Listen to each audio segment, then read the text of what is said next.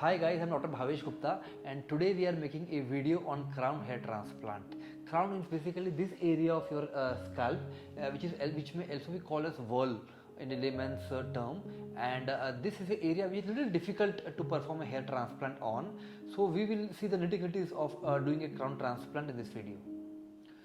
Just 4 days back, we have consulted a patient who has undergone 3 hair transplant already at good centers in Mumbai, but still the crown area of his scalp was not touched or not operated on.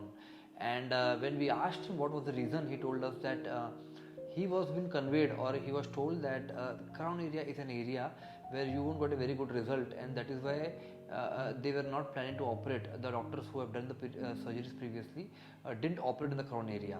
So then the 4th transplant, which was done by us specifically on the crown area, so he visited us specifically for the crown transplant, and we will share you some pictures to show how did we do the transplant of that case.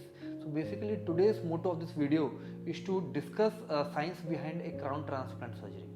It is called as, the whorls are basically the area on the crown where the hair rotates on itself in a around a central point. The hairs in basically the whorl pattern are completely different in angulation and in direction as compared to the other areas of the scalp.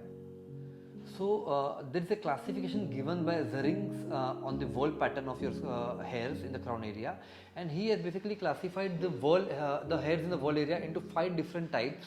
The first type is called as S type, which is the most common type which is seen in general population. The second type is Z type, which is the second most commonly seen whorl pattern what we see in day-to-day practice. Third type is DSS type, and the fourth type is DZZ type. And the last variant, which is called as a diffuse pattern, which is seen in basically a fewer number of patients. So now the picture what you are seeing is an animated picture of a patient in which the animation is showing the direction of hair in a normal general pattern in most of the cases. Our job is to make the slits in the gaps in between those hairs in exactly the same direction as the natural whorl pattern, so that when the hair grows after transplant, it should mimic a natural whorl and it should not go against the direction of the existing whorl. So now this is the picture in which you are seeing the lateral view, and you can yourself make out that in the front area how the hair changes in angle. In the front area it is 10 to 20 degrees. Once it goes from the hairline to mid scalp area, it becomes 20 to 30 degrees, and once it goes from mid scalp to crown area, the angle still increases to 35 to 40 degrees. And again from the crown area, when it comes down, the angle starts decreasing from 35 to again 20 to again 15 to 10 degrees when it reaches the occipital area or the back area. So we have to basically take care of these angulations while making a slits in the whorl pattern while doing a transplant in the crown area. So now this is the picture what you are seeing of our patients post transplant. We have transplanted approximately 800 to 900 grafts in the crown area, and if you can appreciate the angulation in which we have transplanted the graft are basically the angulations in which his normal whorl existed, but there were a lot of gaps in between. So we have just filled the gaps in exactly the parallel direction of the existing hairs. So now this is a post-operative picture 6 months after the crown transplant, in which we are seeing the hairs.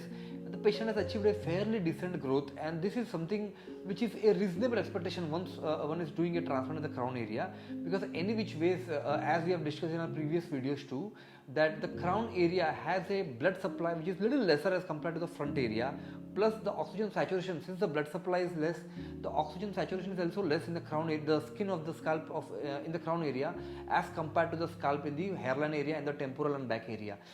So whenever we are doing a transplant, the results in the crown area are first thing are delayed as compared to the rest of the areas, and second thing, the density achieved of doing a transplant in the crown area are little less as compared to, or little inferior as compared to doing a transplant in the hairline area, and that is a general norm, and that's which is a science which cannot be changed. So this is the hair growth video after 6 months of transplant. We are expecting a far better results in next 3 months, because this is just the middle phase wherein we have got the hairs growing. These are the baby hairs what you are seeing on the video, and they will grow in the length, and they will be better in diameter with time. and you will see you will be able to appreciate a fully complete growth in after 3 months. So basically after 8 to 9 months of transplant you will be seeing a proper growth of crown transplant, and we will definitely update you with the final result. This is just the mid result what we are seeing this video, and you can appreciate that you cannot make out which ones are the transplanted ones and which ones are the original hairs, because we have kept the direction of the transplanted hairs exactly parallel to the direction of the original hairs which existed before transplant. So in conclusion, the first and the most important thing in crown hair transplant is patient's expectation. Patient has to be conveyed or consulted properly as to what kind of result we should be expecting after transplant, and which cannot be compared to the hairline transplant in any ways, in density and in growth. First thing. Second thing, patient has to be informed that growth of hair in the crown area will be little delayed as compared to growth of hair in the hairline area. And the third and the most important thing, that if a crown area or the crown transplant is planned properly and executed properly, it definitely gives a gratifying result. Once again, Dr. Bhavesh Gupta from Team Clinic, experts in creating a beautiful face.